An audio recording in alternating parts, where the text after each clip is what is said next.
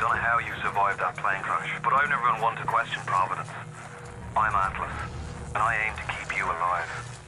Now keep on moving. We're gonna have to get you to higher ground. Take a deep breath and step out of the bathysphere. I won't leave you twisting in the wind.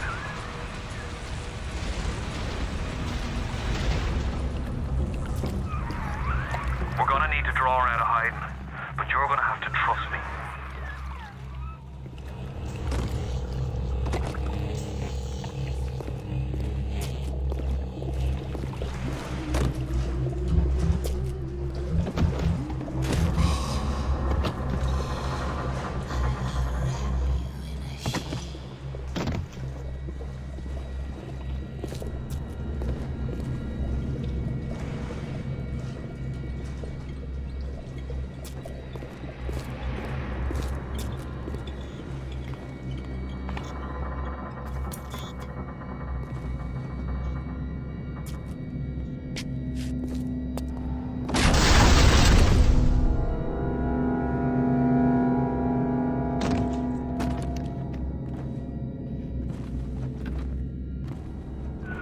Just a bit further.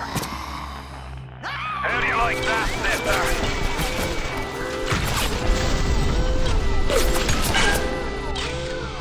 Now, would you kindly find a crowbar or something? Bloody splicer. Seal Johnny in before they... Goddamn splicers.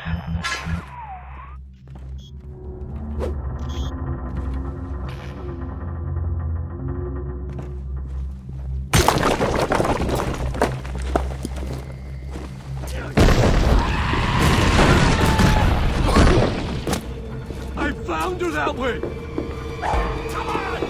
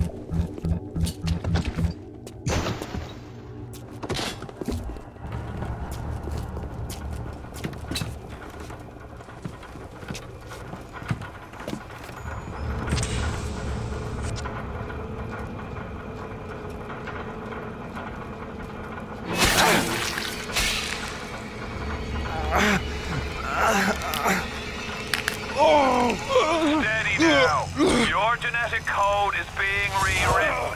Just hold on and everything will be fine.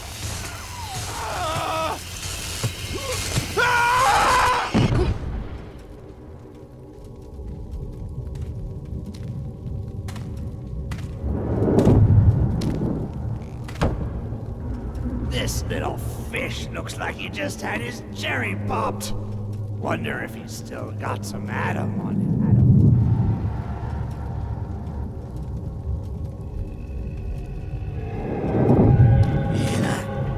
Let's bug. Weak! You're a weak chopper. This little fish ain't worth towing it with no big daddy. Yellow! Always have been. You'll be no better off with Metal Daddy, little fish. See you floating from right here.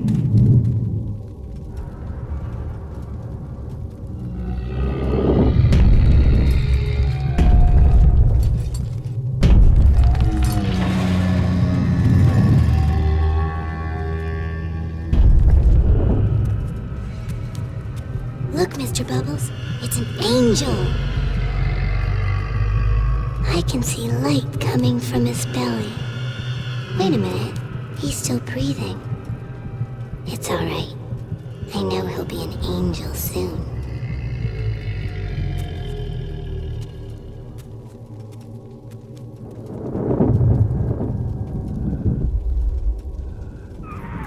You all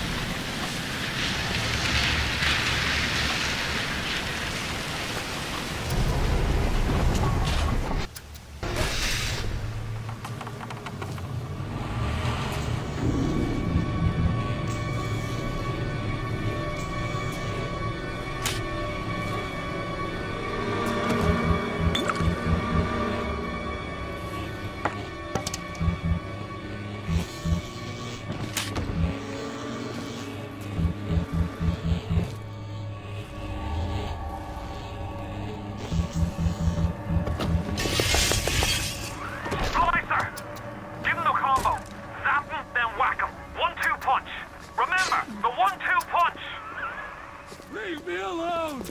Ah, don't run! We were just getting started!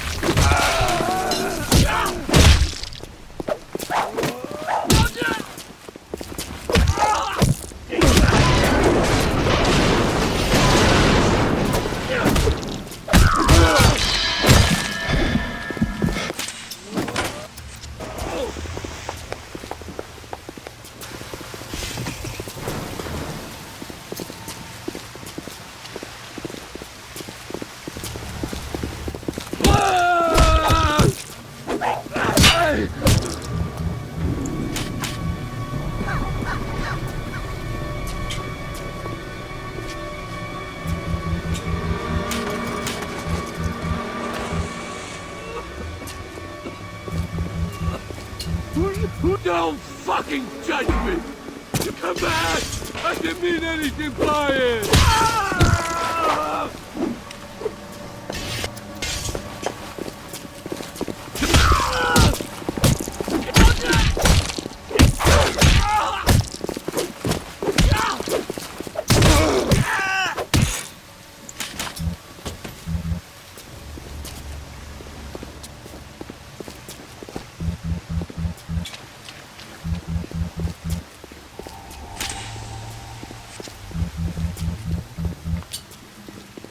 Tell Ryan I'm sorry.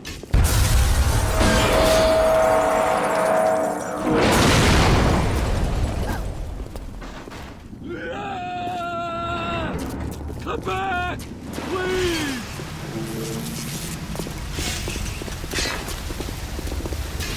Don't make it difficult! Come on! I just want to talk!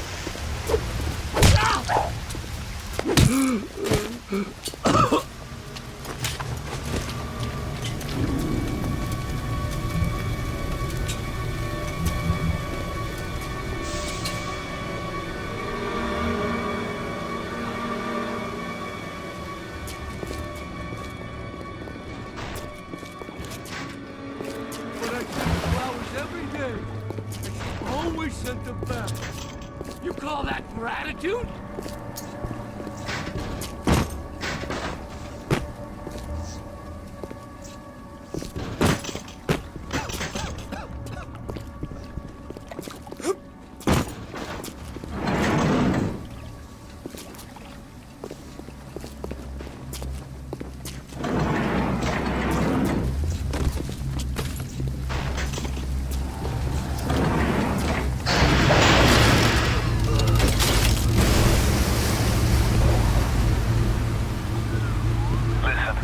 I've got a family. I need to get them out of here.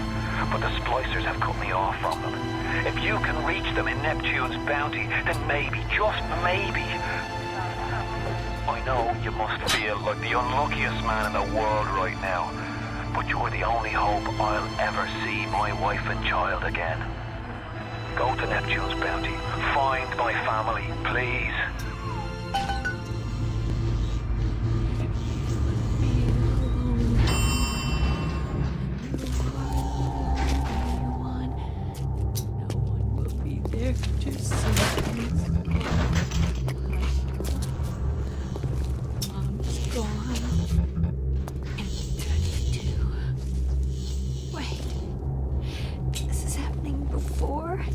None.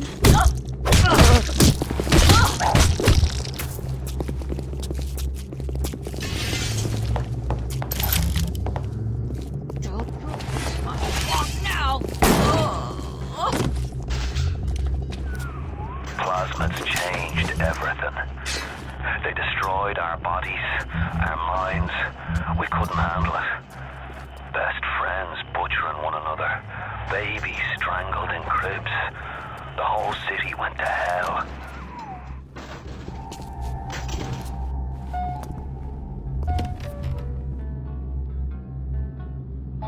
If I didn't care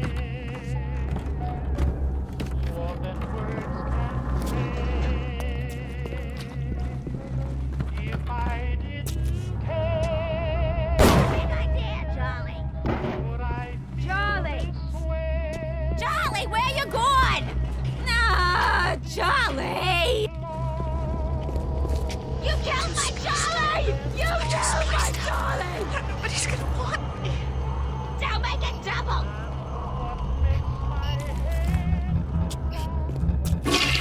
Here it comes! Here it comes! What are you doing? Hey, Brenda, you care to tell me what you know? Besides putting the lot coming out of your crapper going on 3 weeks. Now, I ain't saying I'm Shakespeare. I'm trying to run a respectable theater. I got working on coming in for Neptune trying to catch a little diversion.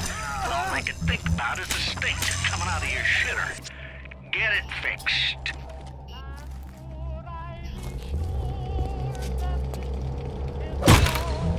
Don't make it double!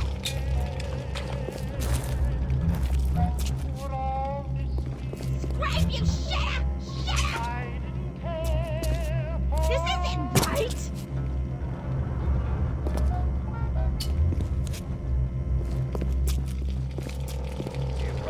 I'll melt you! What are you doing?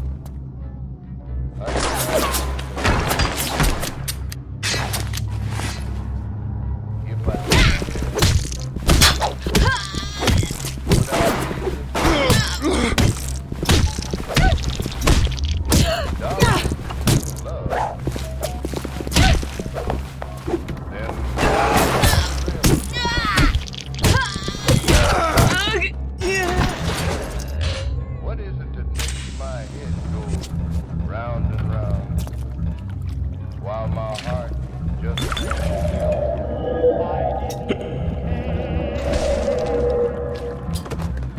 Would it be the same?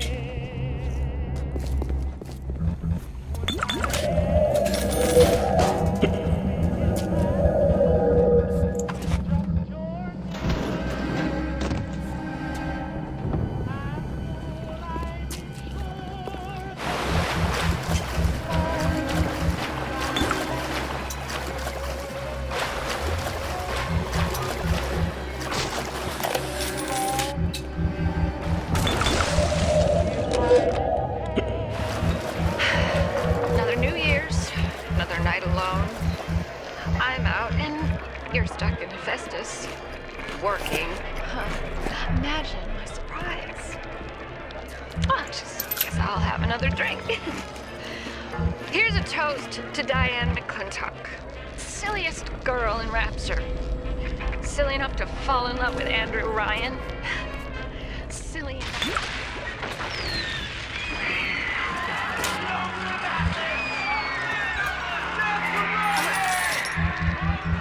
What happened? I'm bleeding. Oh God! What's happening?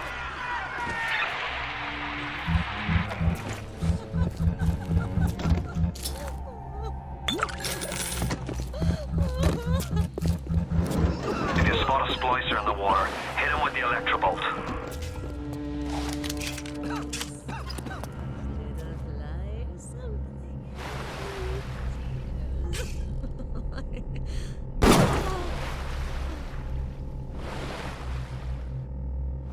You gotta be rich down here to meet a lady. They don't care how nice you are.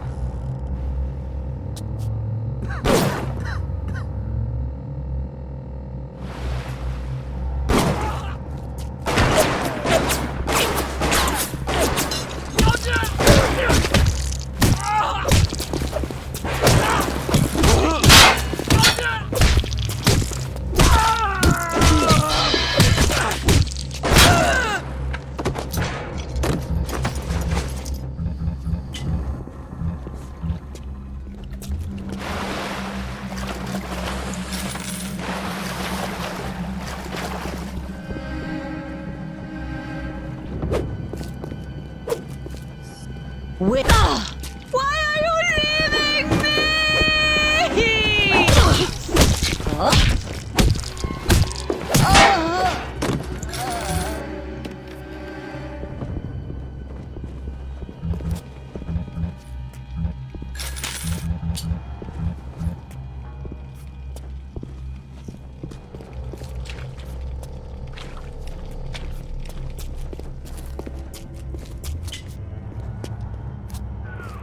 Careful now. Would you kindly lower that weapon for a minute?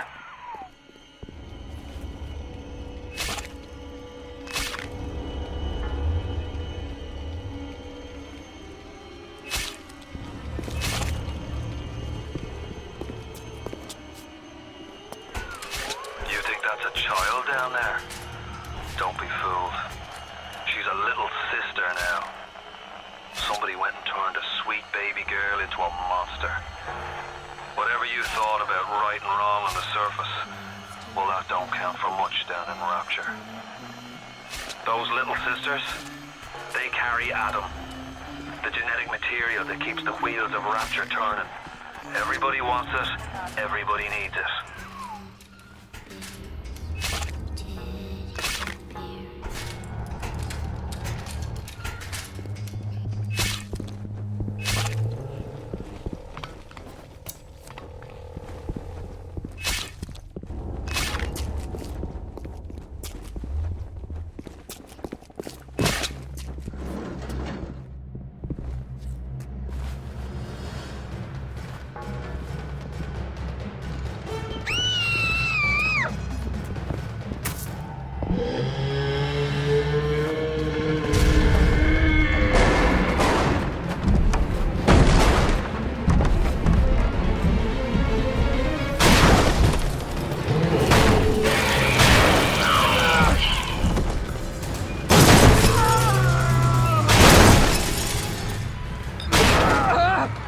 That's the big daddy. She got his Adam. He keeps her safe.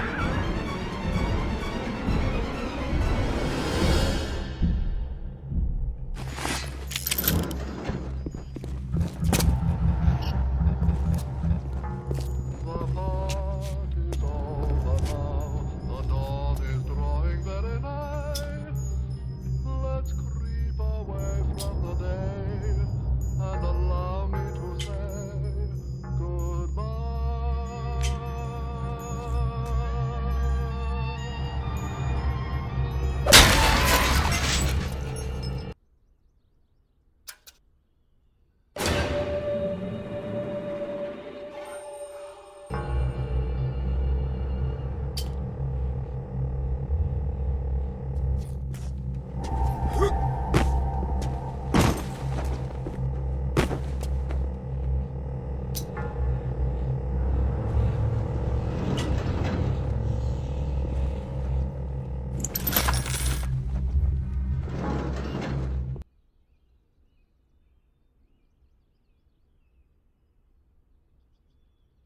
Hey, I'm Jeff Keighley here in Boston to go behind the scenes to hear some untold stories about the making of BioShock with Ken Levine and Sean Robertson.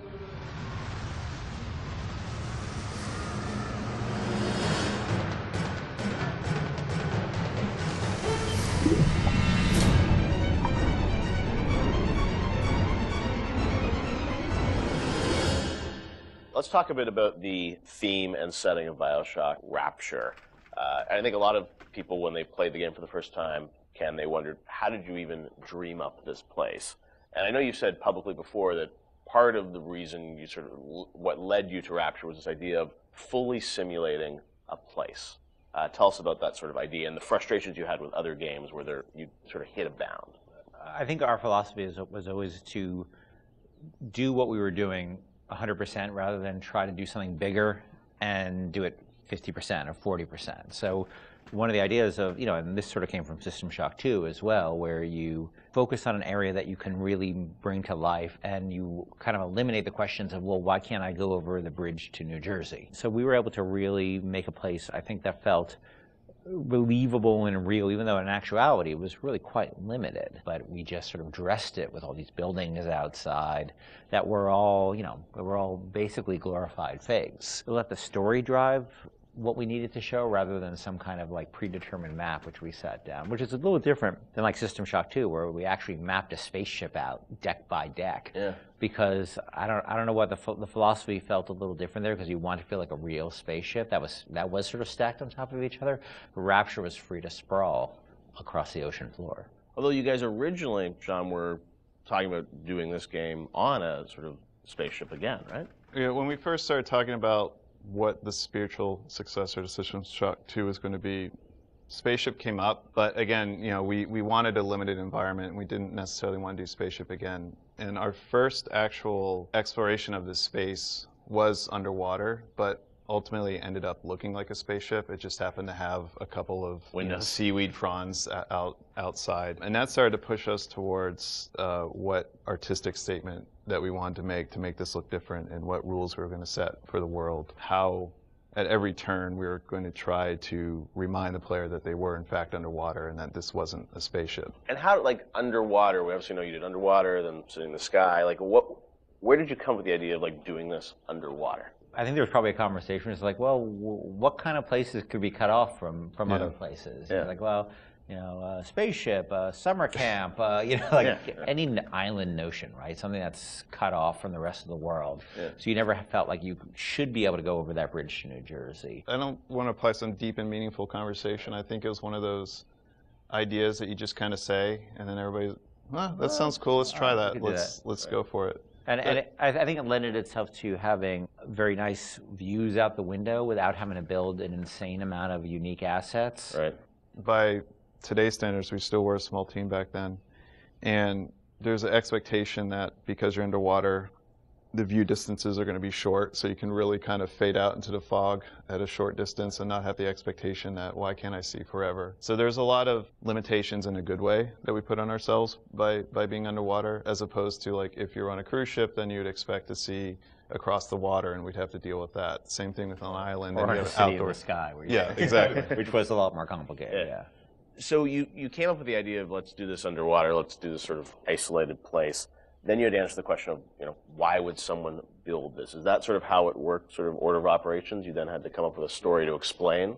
Yeah, I think we wanted a very believable reason why they'd be there. Right. And sort of the necessary isolation of the place sort of led to, well, what kind of person would want to do this? And I wasn't even particularly aware of the sort of political implications of what I was reading, but I've been reading, I read The Fountainhead. Right.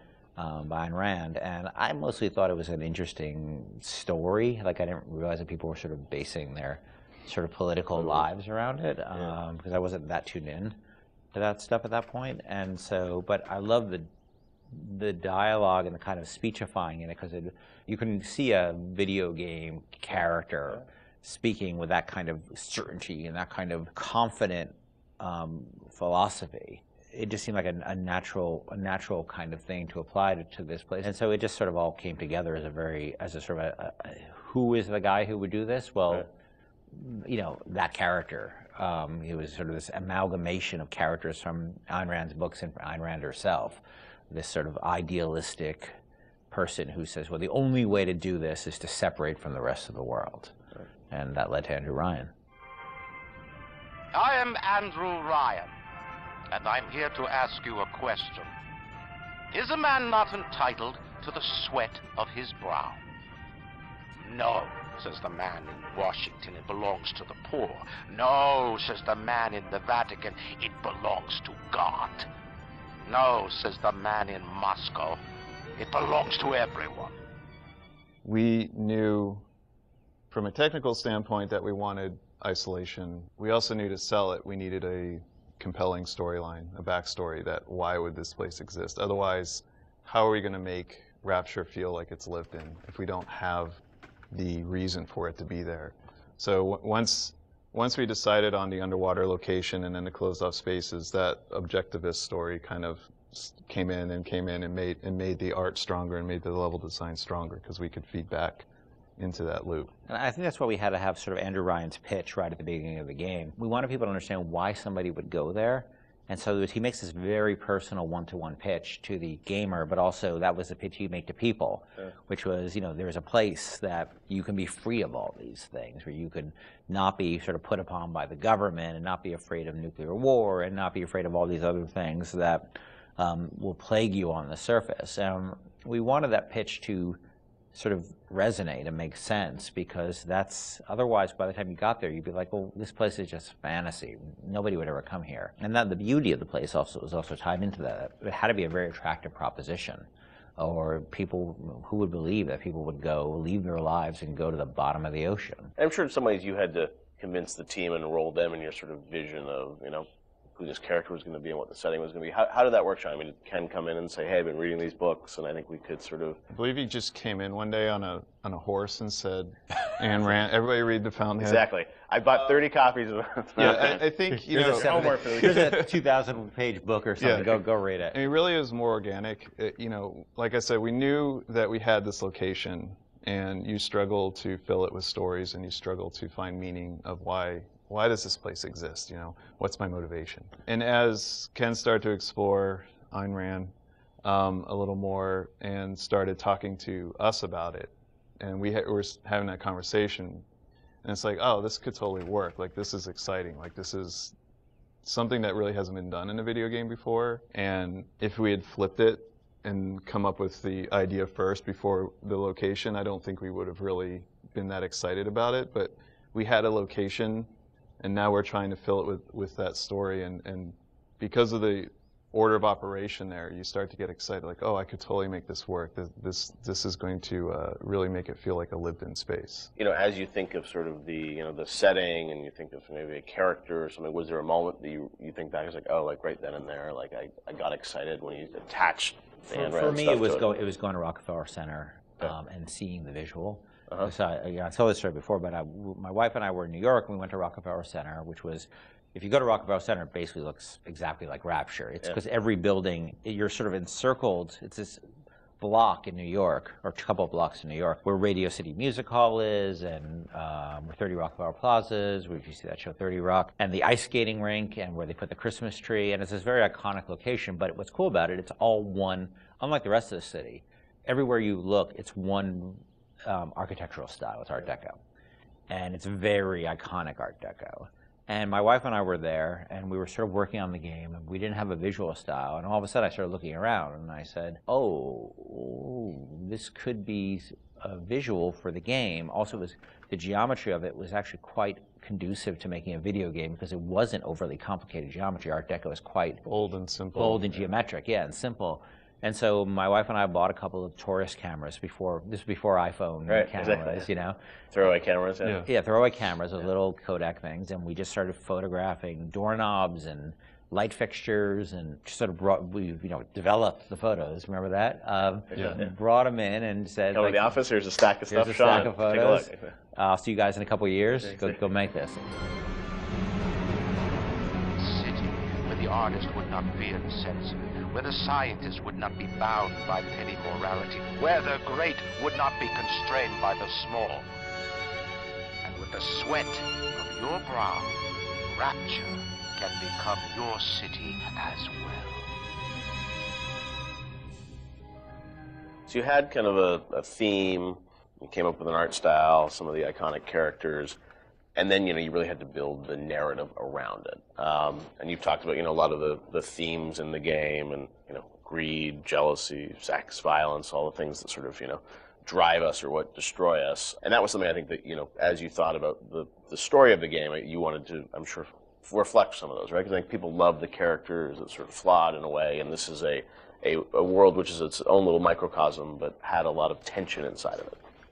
Yeah, I mean, the character of Ryan was sort of, he's basically invisible through most of the game, right? Except for a very small portion.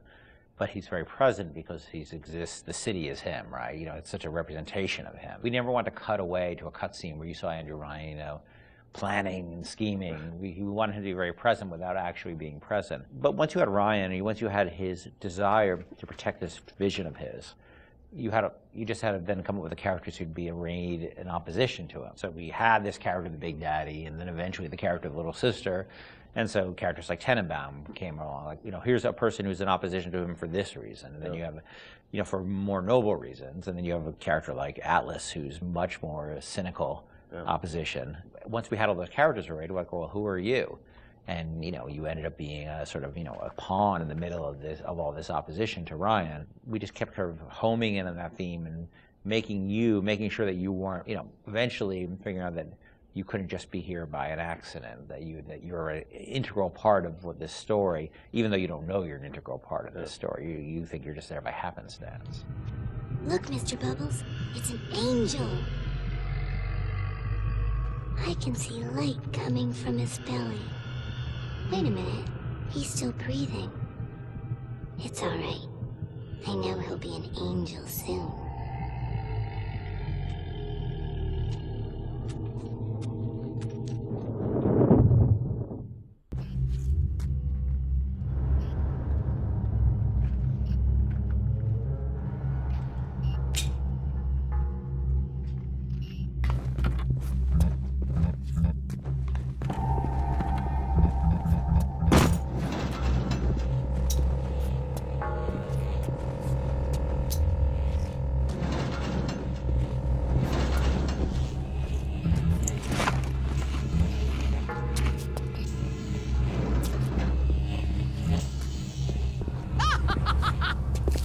Yes? Uncivil, uncouth, uncultivated! Come here now! Stop wasting my time, you horrid monster!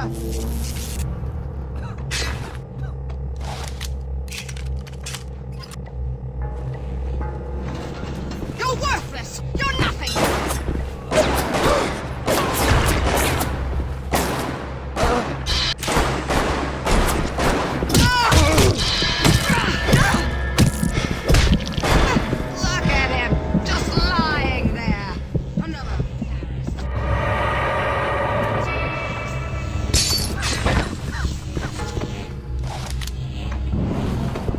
I'm your better!